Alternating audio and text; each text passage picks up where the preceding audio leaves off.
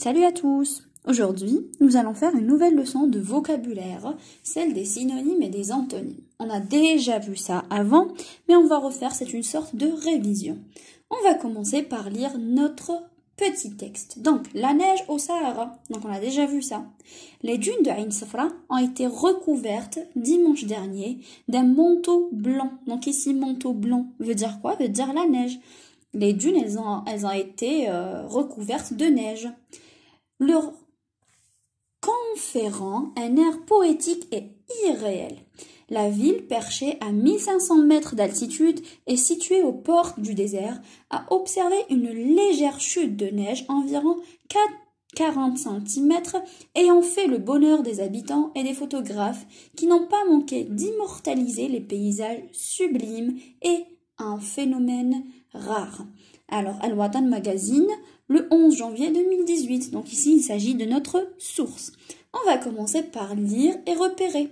Premièrement, je lis et je repère. Comment sont les paysages après la chute de neige? Deuxièmement, ce phénomène est-il fréquent dans le désert algérien? Donc, est-ce que ce phénomène a l'habitude de se produire d'une manière fréquente, ça veut dire d'une manière habituelle au désert algérien? Alors, on va répondre.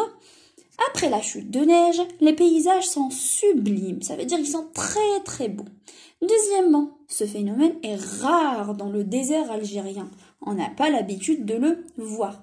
On passe à l'analyse maintenant. Les photographes n'ont pas manqué d'immortaliser ces paysages sublimes. Donc sublime, ce mot est écrit en caractère gras. Il est en noir foncé. Remplace le mot en gras par un autre de même sens. Donc le même sens de sublime, on peut avoir quoi? Sublime, magnifique, splendide, merveilleux. Donc il y a plein de mots qu'on peut utiliser. Deuxièmement, la neige au Sahara est un phénomène rare. Remplace le mot en gras par un autre de sens contraire. Maintenant, c'est le contraire et non pas le synonyme. Donc, le sens contraire ici du mot qui est écrit en gras, qui est rare. Donc, c'est quoi? Qu'est-ce qu'on peut? On peut le remplacer par quel mot? On peut le remplacer par le mot fréquent. Ou bien, pas remplacer, pardon. On va trouver le sens contraire. Donc, fréquent ou bien répandu. Ça veut dire qu'il a l'habitude de se produire, il n'est pas rare. Troisièmement, les dunes de Ain Safra recouvertes d'un manteau blanc semblent irréelles. Irréelles, ça veut dire qu'ils n'ont pas l'air d'être réelles. Elles sont irréelles, elles sont, on va dire, on peut dire en quelque sorte imaginaires. Retrouve le contraire du mot irréel. Donc, irréel, qu'est-ce qu'on peut dire? On peut dire réel. Donc, le contraire de irréel est réel. Quatrièmement, de quelle manière peut-on former le contraire d'un mot? Le contraire, le sens contraire. Comment on peut le former? Alors, on peut former le contraire d'un mot en ajoutant au mot un un préfixe privatif. Ça veut dire quoi? Un préfixe qui est négatif, qui va nous donner le contraire du mot. Ensuite, cinquièmement, propose d'autres préfixes permettant de former des antonymes. On peut avoir ici, nous avons le préfixe IR. Réel, irréel, c'est le préfixe IR. On peut avoir d'autres préfixes comme, qui peut me donner des préfixes ici.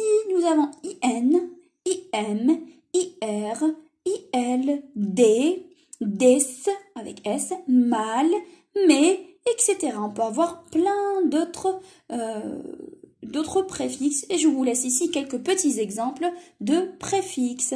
Alors, on va passer à la règle. Qu'est-ce qu'elle dit, la règle?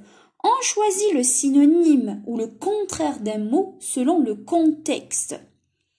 Ensuite, les synonymes sont des mots du même sens. Donc, les synonymes, ce sont deux mots ou plus qui ont le même sens.